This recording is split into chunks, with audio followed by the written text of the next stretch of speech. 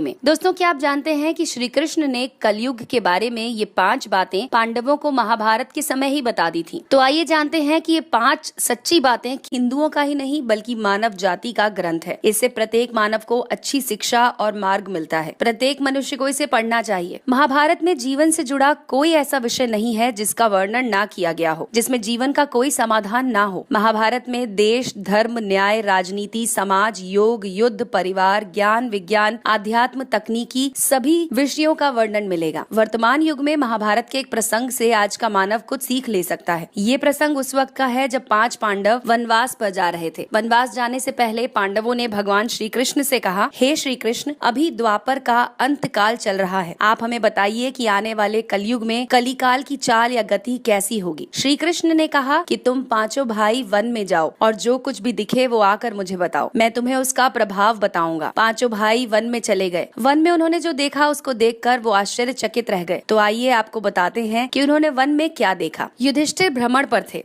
उन्होंने एक जगह देखा कि किसी हाथी की 2 सूंड है। ये देखकर युधिष्ठिर के आश्चर्य का ठिकाना नहीं रहा। तब श्री कृष्ण ने कहा कि हे धर्मराज, अब तुम कलिकाल की सुनो। कलयुग में ऐसे लोगों का राज होगा जो दोनों ओर से शोषण करेंगे, बोलेंगे कुछ और करेंगे कुछ और, मन में कुछ और, कर्म में कुछ और। ऐसे ही लोगों का राज्य होगा कलयुग में। इससे पहले तुम राज कर लो। युधिष्ठिर के बाद अर्जुन ने कहा कि मैंने जो देखा वो तो इससे भी ज्यादा आश्चर्यजनक था। अर्जुन दूसरी दिशा में भ्रमण पर थे। जंगल में जाने पर उन्होंने जो देखा उसे देखकर वो आश्चर्य में पड़ गए। उन्होंने देखा कि कोई पक्षी है, उसके पंखों पर वेद की रचनाएं लिखी हुई हैं और वो पक्षी मुर्दे का मांस खा रहा है। तब श्री कृष्ण ने कहा, इसी प्रकार कलयुग में ऐसे लोग रहेंगे जो बड़े ज्ञानी और ध्यानी कहलाएंगे। वे ज्ञान की चर्चा तो करेंगे लेकिन उनके आचरण राक्षसी होंगे। बड़े पंडित और विद्वान कहलाएंगे किंतु वो यही देखते रहेंगे कि कौन सा मनुष्य मरे और हमारे नाम से संपत्ति कर जाए। हे अर्जुन, संस्था के व्यक्ति विचारेंगे कि कौन सा मनुष्य मरे और संस्था हमारे नाम से हो जाए। हर जाति धर्म के प्रमुख पद पर बैठे लोग विचार करेंगे कि कब किसका श्राद्ध हो, कौन कब किस पद से हटे और हम उस पद पर चढ़ जाएं। चाहे कितने ही भले और बड़े लोग होंगे लेकिन उनकी दृष्टि धन और पद के ऊपर ही रहेगी। ऐसे लोगों की बहुतायत होगी। कोई विरला ही होगा जो संत होगा। अर्जुन के सवाल के जवाब के बाद भीम ने अपना अनुभव सुनाया। भीम ने देखा कि गाय ने बछड़े को जन्म दिया है। जन्म के बाद वो बछड़े को इतना चाट रही है कि वो लहूलुहान हो गया है। तब श्री कृष्ण ने कहा कि कलयुग का मनुष्य शिशुपाल हो जाएगा। कलयुग में बालकों के लिए ममता के कारण इतना करेगा कि उन्हें अपने विकास का अवसर ही नहीं मिलेगा। मोह माया में घर बर्बाद हो जाएगा। किसी का बेटा घर छोड़कर साधु बनेगा तो हजारों व्यक्ति दर्शन करेंगे, किंतु यदि अपना बेटा साधु बनता होगा तो रोएंगे कि मेरे बेटे का क्या होगा। इतनी सारी ममता होगी कि उसे मोह माया और परिवार में बांध कर रखेंगे और उसका जीवन वहीं खत्म हो जाएगा। अंत में बेचारा अनाथ होकर मरेगा। वास्तव में लड़के तुम्हारे नहीं हैं, वे तो बहुओं की अमानत हैं। लड़कियां जमाइयों की अमानत हैं। तुम्हारा ये शरीर मृत्यु की अमानत है। तुम्हारी आत्मा परमात्मा की अमानत है। तुम अपने शाश्वत संबंध को जान लो बस। भीम के बाद सहदेव की बारी आई। उन्होंने कहा, हे श्री कृष्ण,